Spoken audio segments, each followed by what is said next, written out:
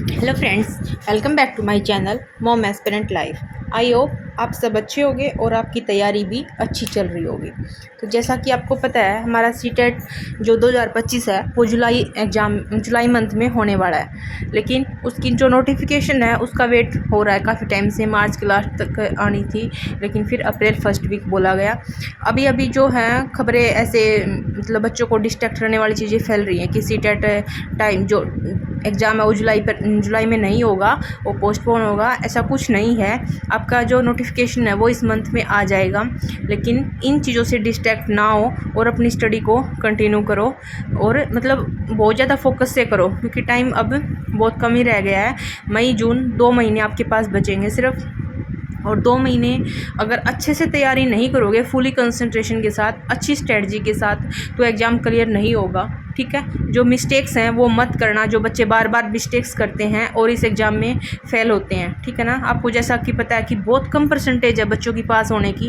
11-12 लाख में से सिर्फ 1.5-2 लाख बच्चे पास कर पाते हैं। और सीटेट इसका जो इस बार का सीटेट है वो और भी इम्पोर्टेंट हो गया है, और भी ज़्यादा बच्चे अप्लाई करेंगे, क्योंकि जो प्राइवेट स्कूल्स हैं उनमें भी सीटेट वैलिड कर दिया गया है। सीटेट के बिना आप वहाँ भी जॉब नहीं कर पाओगे। ठीक है, तो ये वाला जो सीटेट है बहुत इंपॉर्टेंट है। और दूसरी चीज़, जो आने वाले एग्ज़ाम हैं, बहुत एग्ज़ाम अपकमिंग है हमारे, जैसे BPSC tree 4, KVS, NVS, DSSS में भी वैकेंसीज़ आएंगी, और EMRS। तो इन सब में हमारी वैकेंसीज़ आनी है। तो क्या पता आपके ये सीटेट है जो ये होने के बाद ही आपकी वैकेंसीज आए और आप उसमें अप्लाई कर पाओ। तो इसलिए ये वाला जो सर्टिफिकेट है ये आपके पास होना चाहिए। अच्छे से फुली कंसंट्रेशन के साथ अपनी तैयारी करो बिना डिस्ट्रैक्ट हुए। एग्ज़ाम आपका जुलाई मंथ में ही होगा। ठीक है ना, डेफिनेटली जुलाई मंथ में होगा आपका एग्ज़ाम। और एक अच्छी स्ट्रेटजी बनाकर अपनी तैयारी करो। इसको हल्के में मत लेना कि हाँ जुलाई में एग्ज़ाम है, 1 महीना पहले पढ़ लेंगे हो जाएगा। नहीं होगा, ऐसे नहीं होगा अगर लाइटली लोगे तो। ठीक है, एक अच्छी सी स्ट्रेटजी बनाओ। आपका जो भी वीक सब्जेक्ट है उस पर काम करो। CDP को कंटिन्यू करो, अपने 2 महीने कंटिन्यू करो। पहले 1 मंथ में कोशिश करो कि आपका 1.5 मंथ में आपका सिलेबस है बिल्कुल कंप्लीट हो जाए अच्छे से। उसके बाद 15-20 दिन सिर्फ मॉक टेस्ट को दो, प्रीवियस ईयर की प्रैक्टिस करो और मॉक की प्रैक्टिस करो। वही चीज़ें हैं जो आपको एग्ज़ाम में हाई स्कोर करवाएंगी और एग्ज़ाम मतलब अच्छे से आप पास कर पाओगे।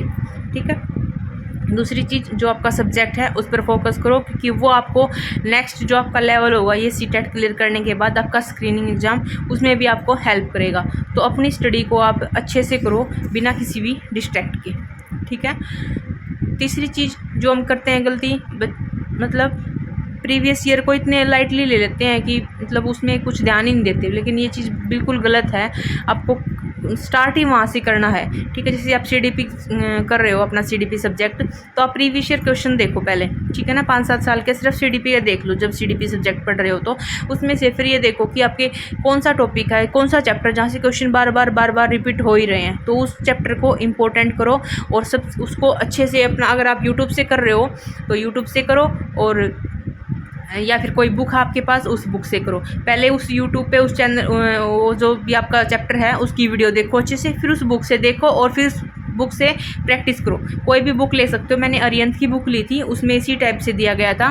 जैसे कि एक चैप्टर हो गया स्टार्टिंग का, ग्रोथ एंड डेवलपमेंट, उसको मैंने अच्छे से कंसेप्ट क्लियर कर लिया। जैसे मैं मैडम से पढ़ती थी, मानसी मैम से, तो वहाँ से पढ़ के मैंने अपना चैप्टर क्लियर कर लिया और फिर उसको अपने एक नोट्स बना लिए, खुद की एक कॉपी बना ली CDP की, उसमें लिखा।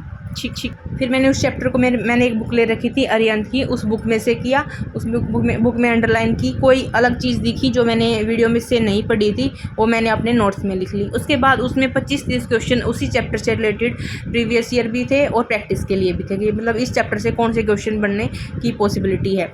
फिर मैंने उन क्वेश्चन को प्रैक्टिस किया। उसमें से जो क्वेश्चन मेरा 1-2 मुझे लग रहा था कि ये मेरे को बार बार नहीं हो रहा है सोल्व, मैं कंफ्यूज हो रही हूँ उस चीज़ में, मेरे को इस टाइम दोबारा से इसको रिवाइज करने की ज़रूरत पड़ेगी, तो मैं उस क्वेश्चन को अपने उसी नोट्स में लिख लेती थी। ठीक है, ताकि मुझे ना तो दोबारा वीडियो देखनी पड़े, ना मुझे दोबारा बुक उठानी पड़े। ठीक है, सिर्फ मैं अपने ये नोट्स उठाऊँ, एक चैप्टर के जैसे मेरे नोट्स बन गए 2-3 पेज के, सिर्फ मैं ये 2-3 पेज पढूँ और मेरा चैप्टर क्लियर हो जाए। ठीक है। इस स्ट्रेटजी से मैंने तैयारी की थी और बहुत अच्छे से इस चीज़ ने मेरे को हेल्प किया था। दूसरी चीज़ हम क्या करते हैं कि जो हमारी सब्जेक्ट्स की सीडीपी है ना, सब्जेक्ट्स की जो पैड है हम उसको बिल्कुल लाइटली लेते हैं। जैसे इंग्लिश की ये पढ़ लोगे आप, संज्ञा सर्वनाम विशेषण उपसर्ग प्रत्यय ये पढ़ लोगे, इंग्लिश के पढ़ लोगे, ग्रामर पढ़ लोगे, लेकिन उसकी जो पैडा है ना, जो 10 मार्क्स की पैडा है वो बहुत इंपॉर्टेंट है। उसको हल्के में मत लेना, उसकी वीडियो ज़रूर देखना, उसकी मैराथन ज़रूर देखना और उस मैराथन से अपने खुद के नोट्स बनाना। इंग्लिश की पैडा, हिंदी पैडा, आपका जो सब्जेक्ट जैसे मैथ का या फिर साइंस का जो भी, उससे क्वेश्चन जरूर आएंगे। अगर वो छोड़ दिया ना, ऐसा नहीं आपको ना सीटेट के एग्जाम में कोई चीज़ छोड़ के ही नहीं जानी। हाँ ये मेरे को समझ नहीं आती या फिर मेरे को इससे डर लगता है तो मैं इसको छोड़ देती हूँ, बाकी सब्जेक्ट में स्ट्रॉन्ग कर लूँ। आज कम्पिटिटिव एग्जाम में इतनी मतलब भागा दौड़ी है, ये चीज़ करोगे ना तो आप कम्पिटिटिव एग्जाम पास नहीं कर पाओगे। ठीक है, आपको हर सब्जेक्ट पर ध्यान देना पड़ेगा। भले ही आपका सब्जेक्ट कितना ही वीक हो, लेकिन उस पर आपको मेहनत करनी पड़ेगी, ताकि उसमें से 10 का है कि वो सब्जेक्ट 10 में से 10 नहीं ले सकते तो कम से कम 5 तो लो। ठीक है ना, तभी आप आगे बढ़ सकते हो। अगर बिल्कुल छोड़ोगे तो नहीं हो पाएगा। तो इस तरह से आप अपनी तैयारी को कंटिन्यू रखो।